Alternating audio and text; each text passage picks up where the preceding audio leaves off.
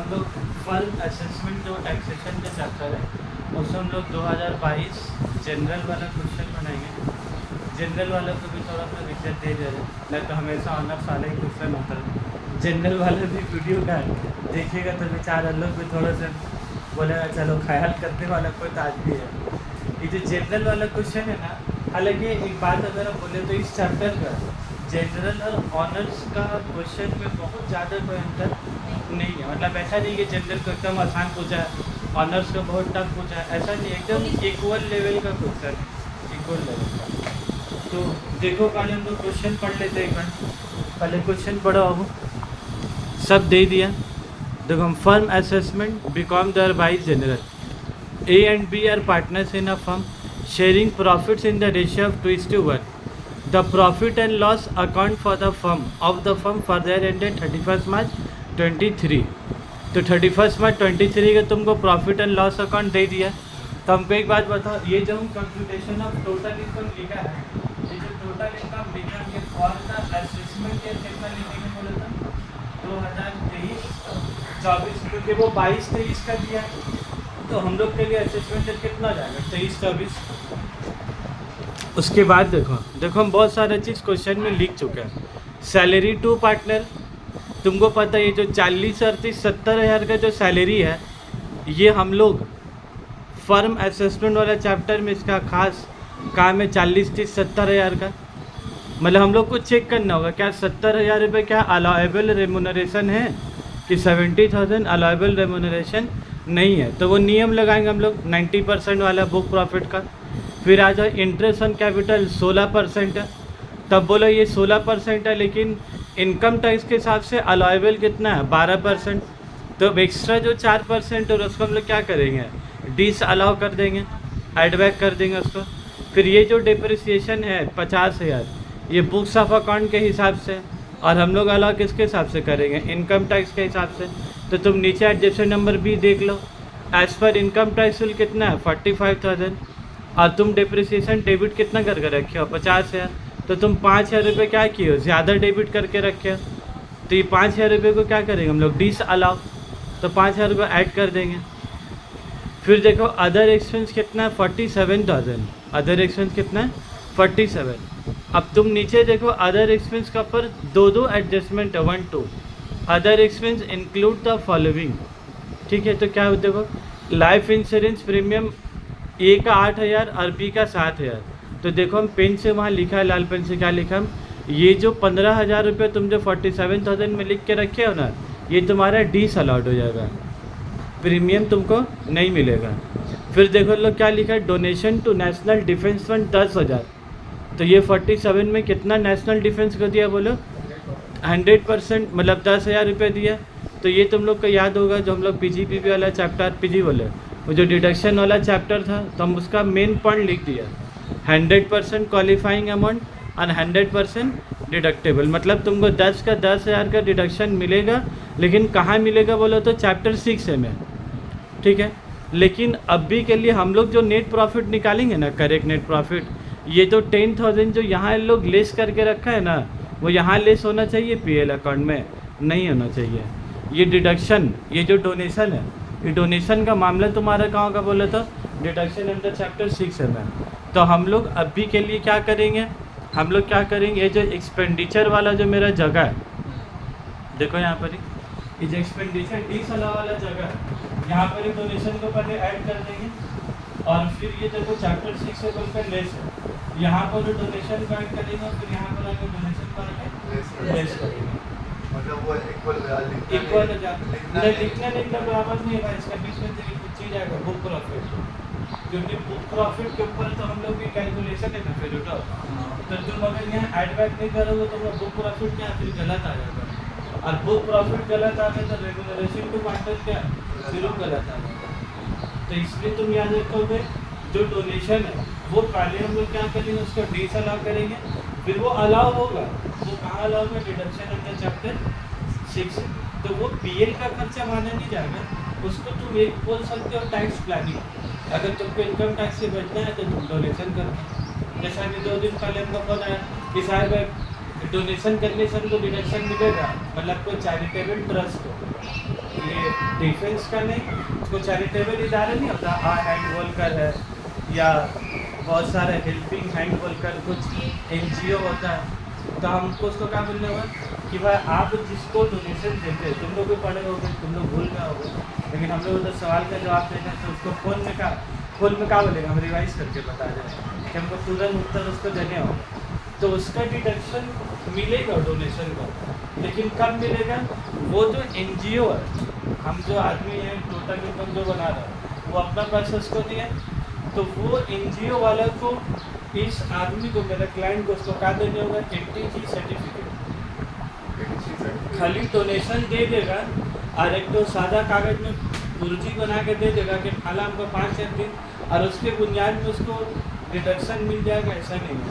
ATG का ये NGO वालों को ATG का सर्टिफिकेट देना होगा। जैसे इसका नॉर्मल मिसाल ऐसे समझ लो, बहुत सारे स्कूल है जहाँ पर इंसान बच्चा का एडमिशन कराए तो कहा भाई दिल्ली बोला है, सिलसिले बोला है, बट 9 में जाके पता चल रहा स्कूल का अपना बोर्ड नहीं है, वो स्कूल वाले किसी और स्कूल से एग्जाम दिलाएगा, तो ऐसे फिर तुमको फिर कपड़ा सिलाना पड़ता है इंसान को वो स्कूल के थ्रू से दिलाने के लिए, तो फिर तो बर्बाद होंगे तुम्हारा लिए। एक स्कूल का कपड़ा अलग, फिर स्कूल का कपड़ा अलग, बट 4 दिन इंसान एग्जाम देने जाता है, फिर भी कपड़ा पहन के क्या जाने होता, फिर 4 दिन के बाद फिर क्या करते, फिर कोई काम नहीं उसका।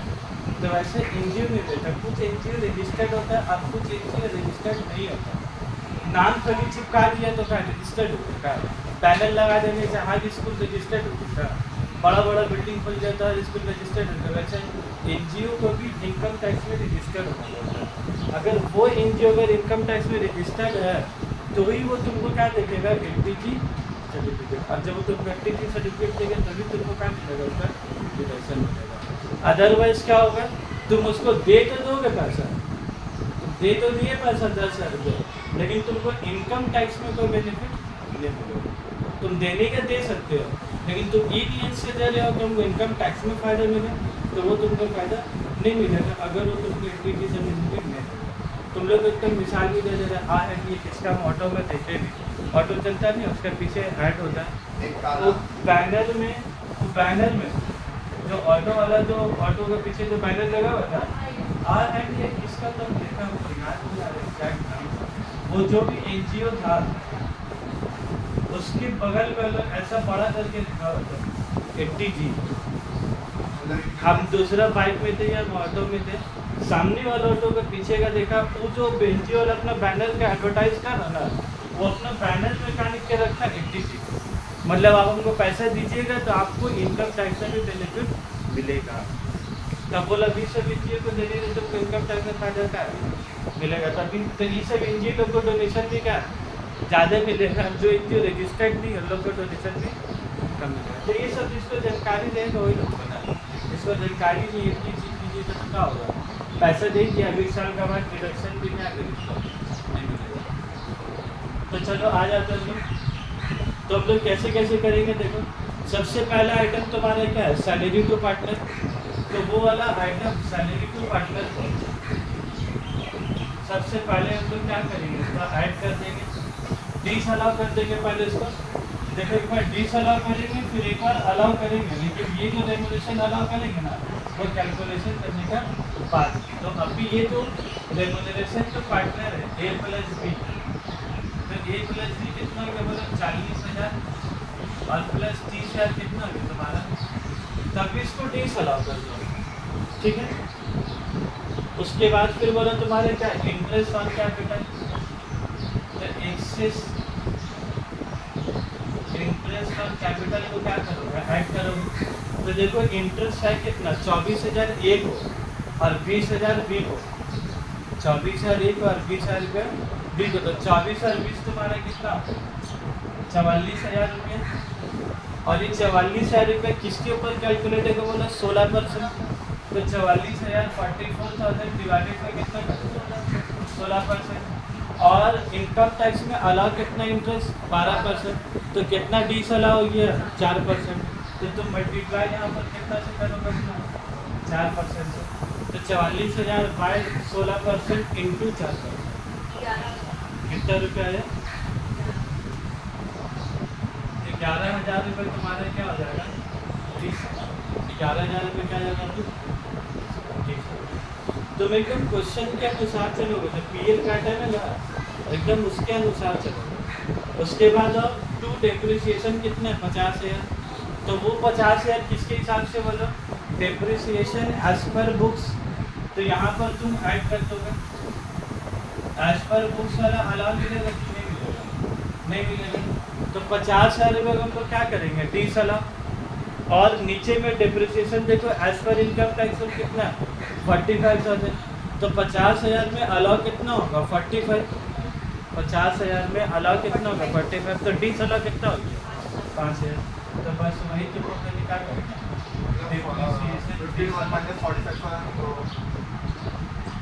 50,000 बुक्स ऑफ अकाउंट के हिसाब से और इनकम टैक्स के हिसाब से 45। तो एक्स्ट्रा कितना हो गया तुम्हारा?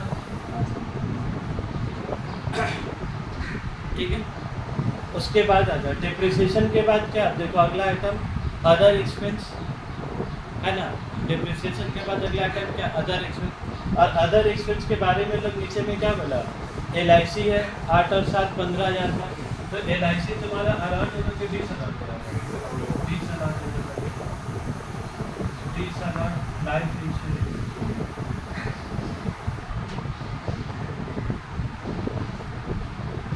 लाइफ इंश्योरेंस प्रीमियम 2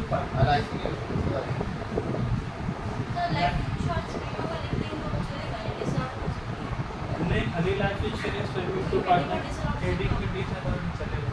तो कितना रुपये हो गया बोलो? 8 और 7 15,000। तो कितना रुपये? 20,000 रुपये तुम्हारे 15,000 रुपये।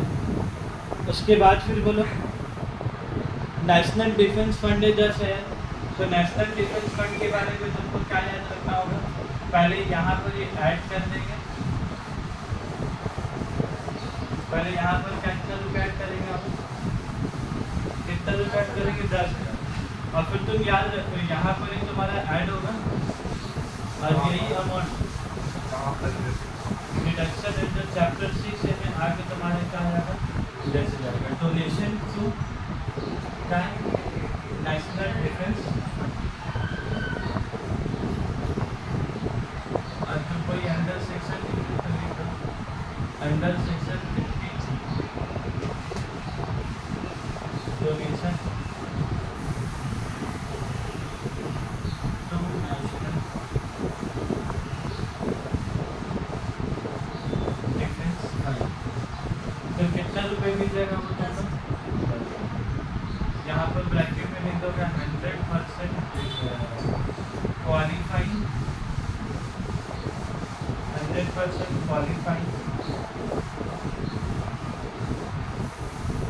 एंड 100%। ठीक है।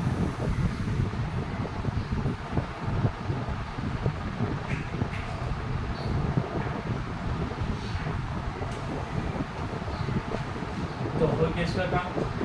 तो बोलो पीएल अकाउंट का शुरू से आखिर तक लिख लो, लास्ट में क्या लिखा हुआ? Net profit 39,000। वो 39 को कहाँ लिखेंगे बोलो? Net profit as per profit and loss account कितना है तुम्हारा? 39। तुम देख लो कैसे क्या एकदम घबराओगे मत, इसे दिखने में खाली बड़ा लगता है। इसका एक एक आइटम जैसा है ना वैसे वैसे लिखोगे, ये भी काम हो जाएगा और एडजस्टमेंट का काम क्या वो भी साथ ही साथ क्या वो भी हो जाएगा। वो बैठा लिया। अब तुम बाई साइड में हो, देखो बाई ग्रॉस प्रॉफिट है, उसका कोई काम है हम लोग का? कोई काम नहीं है। हम लोग काम किसका है? नेट प्रॉफिट का। ग्रॉस प्रॉफिट का तो काम ही नहीं है हम लोग का। फिर क्या बोला? Interest on FD 10,000। तो इंटरेस्ट ऑन FD क्या हो गया? Other source. तो इसीलिए वो पैसा को हम लोग कहाँ लिखेंगे बोलो? Other source. जिसका भी काम हम लोग पहले लिस्ट करेंगे income taxable under other head. तो तुम क्या लिखोगे बोलो? Interest on bank deposit, interest on bank fix deposit. कितना रुपये लेस करोगे आप? कितना रुपये इंटरेस्ट है? 10,000। 10,000 तुम लेस कर रहे हो, लेकिन ये इनकम है कि नहीं तुम्हारा? इनकम है। तो income taxable under other head में लेस। और यही वाला पैसा फिर तुम कहाँ आके ऐड करोगे बोलो? तो ये वाला पैसा अदर सोर्स में आके तुम क्या करो? ऐड कर दो। तो ये पैसा इनकम माना जाएगा, बस खाली करेंट हेड और कुछ ये एक बार तो वहाँ पर ही माइनस कर दोगे आप निकल आके ऐड कर। अब बड़ा मेहरबानी तो कुछ टाइम में बोले थे कि सर एक बार लेस कर जाके सर करेंगे नहीं, और अगर नहीं करोगे तो फिर बुक प्रॉफिट तुम्हारा सही नहीं आएगा, और बुक प्रॉफिट अगर सही नहीं आया तो तुम रेम्यूनरेशन भी तुम्हारा क्या है, क्योंकि 90% हम बुक प्रॉफिट देंगे पहले 3 लाख का, तो बुक प्रॉफिट गलत है, सब कहानी गलत तैयार कर दो, इसलिए एक बार यहाँ लेस कर लो तो एक बार यहाँ ऐड करोगे। अब इंटरेस्ट ऑन एफडी के बाद बोलो और कुछ पढ़ लो एक बार, एडजस्टमेंट कुछ है देखो क्या है, the firm satisfies all the condition 18440 भी ठीक है, depreciation other expense life insurance premium donation, तुमको क्या निकालने बोला वो total income and tax liability, ठीक है। तो आज टोटल इनकम तक तुम लोग सीखा ही थे पहले, खाली आज हम लोग एक्स्ट्रा चीज़ क्या सीखेंगे, एक चीज़ टैक्स लाइबिलिटी निकालना फॉर द असेसमेंट ईयर 23-24। तो अब तुम लोग हमको बोलोगे एक बात, क्या बात बोलोगे बोला तो सबसे पहले हम लोग क्या निकालेंगे बोलो, क्वेश्चन का तो काम तमाम हो गया, अब तो क्वेश्चन देखना, क्वेश्चन का तो सिस्टम उल्टा होगा, तुमको पहले क्या निकालने होगा बुक प्रॉफिट, ठीक है। तो बुक प्रॉफिट बताओ हमको कितना होगा, पहले ये सब ऐड करो, 70, 11, 5, 15, 10, ये सब टेक्निक समझ जाओगे, कोई बात नहीं। 1,11,000 359 1,11,000 से क्या ऐड कर लो, 1.5 लाख रुपये। फिर ये जो 10,000 तुम्हारा माइनस है, इधर आके तुम्हारे क्या होगा, तो 1.5 लाख माइनस 10 कितना तुम्हारा 1,40,000 है, तो 1,40,000 है तुम्हारा क्या है, ये बुक प्रॉफिट। अब तुमको क्या देना है बाबू, रेम्यूनरेशन टू पार्टनर, चलो आज हम लोग उसका काम करेंगे, रेम्यूनरेशन टू पार्टनर का, और इनकम टैक्स के हिसाब से तुमको रेम्यूनरेशन क्या है निकालना होगा।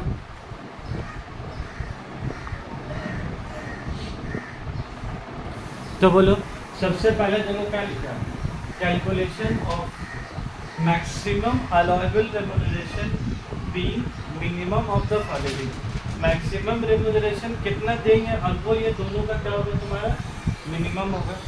तो देख लो आप बात, सबसे पहले रेम्यूनरेशन किसके हिसाब से जब as per income tax act, income tax act क्या बोलता है, फर्स्ट 3 लाख, पहले 3 लाख के ऊपर कितना देंगे 90% ऑफ बुक प्रॉफिट और 1,50,000 विच एवर इज हायर, है ना, प्रोविजन लिख दे रहे हैं, पहला जो 3 लाख रुपये होगा 90% ऑफ बुक प्रॉफिट और 1,50,000 विच एवर इज, तो बोलो बुक प्रॉफिट तुम्हारा आए कितना 1,40,000, तो हमको बताओ 1,40,000 का 90% कितना होगा, 1,40,000 के 1,26,000, तो 1,26,000 आया, तो बिल्कुल अलाउ कितना करेगा 1,26,000 और 1,50,000 विच एवर इज हायर, तो दोनों में ज़्यादा कौन है तुम्हारा 1.5 लाख, तो यहाँ पर आके कितना लिख देंगे हम लोग 1.5 लाख, ठीक है। अब उसके बाद तुम क्या लिखोगे, remuneration as per books, books मतलब बुक्स ऑफ अकाउंट, ठीक है, बुक्स मतलब क्या होगा तुम्हारा बुक्स ऑफ अकाउंट, तो बुक्स ऑफ अकाउंट के हिसाब से तुम्हारा सैलरी कितना था 70,000 रुपये, ए का 40 और बी का 30,000, तो ए का 40 और बी का, तो ए और बी मिलाएंगे तुम्हारा कितना होगा 70,000। कमीशन भी मतलब क्या बोलता है सैलरी का हिस्सा, लेकिन ये क्वेश्चन में कोई कमीशन है नहीं है, हम इसलिए लिखा है कि खाली तुम लोग को हैबिट है, हम लोग एक क्वेश्चन बनाया था तो उसमें कमीशन था, अभी 2022 वाला जनरल में कमीशन नहीं थे, तो ठीक है, अगर होता तो बहुत सा बड़ा बात होता था, कुछ नहीं होता, यहाँ पर ऐड करते हैं कमीशन को, यहाँ पर क्या करते हैं सैलरी टू पार्टनर में जैसे भी लिखा ना, कमीशन भी क्या होता है ऐड हो जाता, और फिर यहाँ पर कमीशन क्या लिख देते, तब बोले 70,000 और ये अभी दोनों में तुमको क्या देखना, B minimum of the following, तो दोनों में मिनिमम 500 1.5 लाख और 70,000 में 70,000, तो तुमको अलाउएबल रेम्यूनरेशन कितना मिलेगा? 70,000। तो तुमको ये कितना मेंटेन के लिए रेम्यूनरेशन टू पार्टनर लेस करने के लिए, तो इसका तुम वर्किंग नोट नंबर 1 लिख सकते हैं। तो कितना रुपया अलाउएबल हो गया बोले? 70,000।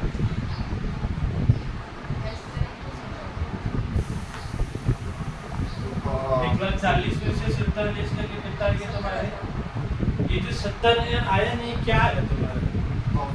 Profits and gain from business और प्रोडक्शन। लेकिन हम लोग का काम यहाँ तक नहीं रुकेगा, हम लोग का काम इससे आगे भी करने वाला। क्यों? क्योंकि हम लोग को बोला टोटल इनकम निकालने, और टोटल इनकम मतलब होता है 5 years of income. Income from salary, income from house property, income from business production, income from capital gain, income from other source. वो एक अलग से बात है ये फर्म का, खाली बिजनेस इनकम है और दूसरा इनकम है अदर सोर्स।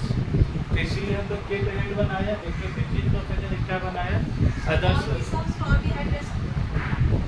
उसके बाद वाले का आपका क्वेश्चन हम देखा जो कैपिटल गेन का ऊपर है, ठीक है। तो कुछ नहीं, कैपिटल गेन होगा तो क्या इधर पहले लेस कर दोगे, जैसे एफडी कैसे इसकी वैसे लेस कर दोगे, और अदर सोर्स से पहले का रेट का बना कैपिटल उधर लेस करो, इधर ऐड करो, बस वैसे ही। मान लो हाउस प्रॉपर्टी के ऊपर दिया तो इनकम देंगे, इनकम क्या होगा? बाई साइड में, अकाउंट्स के हिसाब से इनकम बाई साइड में।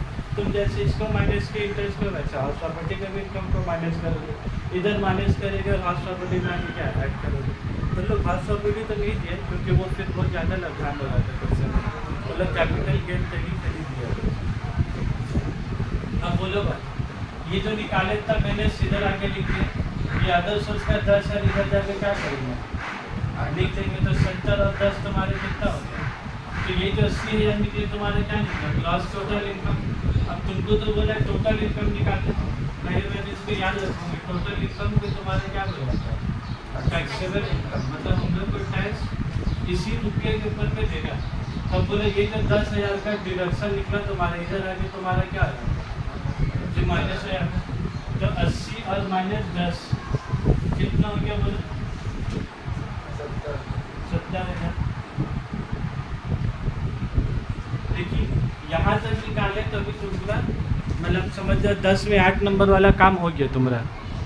लेकिन इसके बाद इन लोग एक चीज़ क्या पूछा है? Also calculate the tax liability. क्या बोला है तुमको? टैक्स लायबिलिटी निकालो। तो यहाँ पर ही बना दो टैक्स लायबिलिटी। और तुम लोग को एक बात मालूम है, पार्टनरशिप फर्म को टैक्स कितना देना होता है? तुम जो टैक्स लायबिलिटी निकालोगे, टैक्स का रेट मालूम होगा तब ना। तो टैक्स लायबिलिटी कितना है बोलो?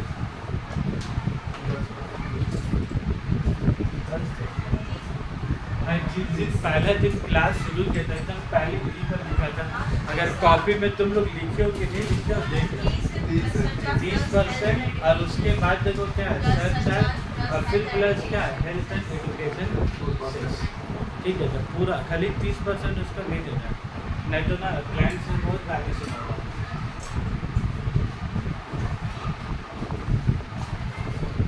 क्योंकि देखो क्लाइंट क्या बोलेगा, तो क्या बोलेगा पता है? क्लाइंट बोलेगा एक बार बोलिए, अब आज बोल ले 30, फिर कल बोल ले और देना पैसा। तो उन लोग का कहना होता है क्लाइंट लोग का कि आपको जो डॉक्यूमेंट है उनसे एक बार ले लीजिए। आज बोल ले आधार कार्ड लगेगा, फिर कल फोन कर रहे पैन कार्ड लगेगा, फिर 10 दिन फोन कर रहे बैंक का पासबुक लगेगा। भाई जो मांगना आपको देने में प्रॉब्लम नहीं है, लेकिन आपको 3 बार परेशान क्या कर रहा है। तो इसका वो तो ये बात से समझ जाएगा ना कि तुमको जानकारी नहीं है, तो तुम अपना छाप खाने चलो बताना।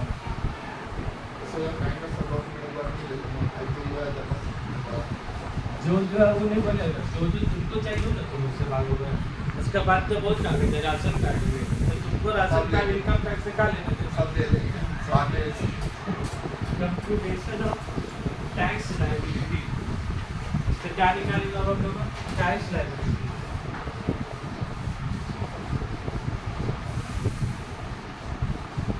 और तुम लोग को हम क्या बोलते हैं, ये सब चीज़ जो तुम लोग बना रहे हो, इसमें सही गलत का फैसला 2 महीने का बाद पता चलेगा। एग्ज़ाम में बना क्या है, सही गलत का पता चल रहा जब रिजल्ट निकलना तब।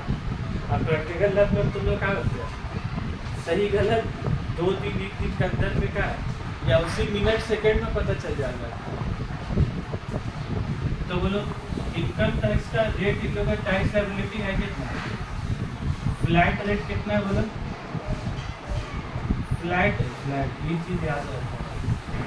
इन लोगों को कोई वो जो 2.5 लाख का लिमिट है ना, 0 से 2.5 लाख तक नील।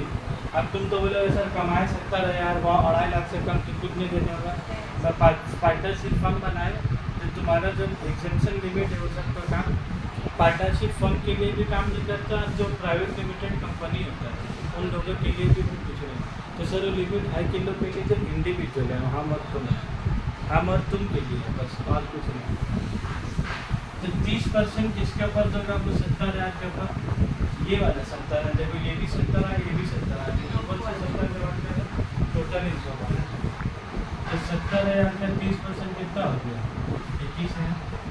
और उसके बाद फिर तुम क्या करोगे? हेल्थ एंड एजुकेशन, तुम लोग आजकल सरकारी इलाज और स्कूल में तो सब फ्री में पढ़ाई हो रहा है ना। ये लोग टैक्स पेयर लोग से पैसा क्या ले रहे हैं? पहले के ज़माने में बस खाली 21,000 देना होता था बस। अब भी फिर लोग क्या कहते हैं हेल्थ एंड एजुकेशन से 4%। तो 4% किसके ऊपर दोगे बोलो? 70,000 के ऊपर 4%, 21,000 के ऊपर टैक्स के ऊपर टैक्स। इसीलिए हम लोग शेष को क्या बोलते हैं पता? It is a tax on tax. Tax के ऊपर फिर टैक्स, तो जुलूम है कि नहीं है? बात एक बात नहीं, 70,000 में 21,000 ले रहा, फिर 21,000 के ऊपर फिर लेगा। ये तो 21,000 का 4% कितना होगा? वो 840। तो पार्टनरशिप फर्म को कितना रुपये टैक्स देना होगा? 21,000। यही तुम्हारे टैक्स है। तो यहाँ पर आकर तुम्हारा क्लाइंट का काम अब कंप्लीट हुआ। खाली ये निकालिए कंप्लीट नहीं हुआ, तुमको फिर उसका इनकम टैक्स रिटर्न होता है, ITR तुमको ये सारा डेटा ITR में डालने होगा।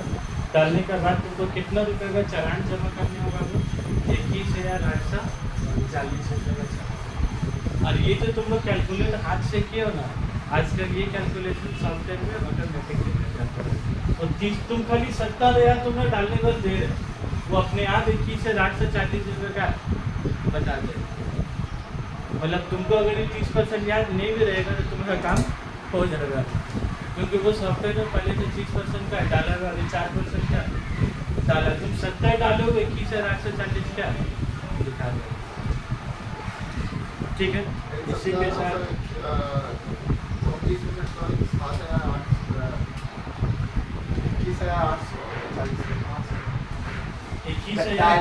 ये करेंगे 21,000 का 4% करो ना, कितना आ रहा है? करो 800 होगा, 40 नहीं आ रहा। चलो ठीक है, इसी के साथ हम लोग कई वाला क्वेश्चन क्या खत्म हो रहा।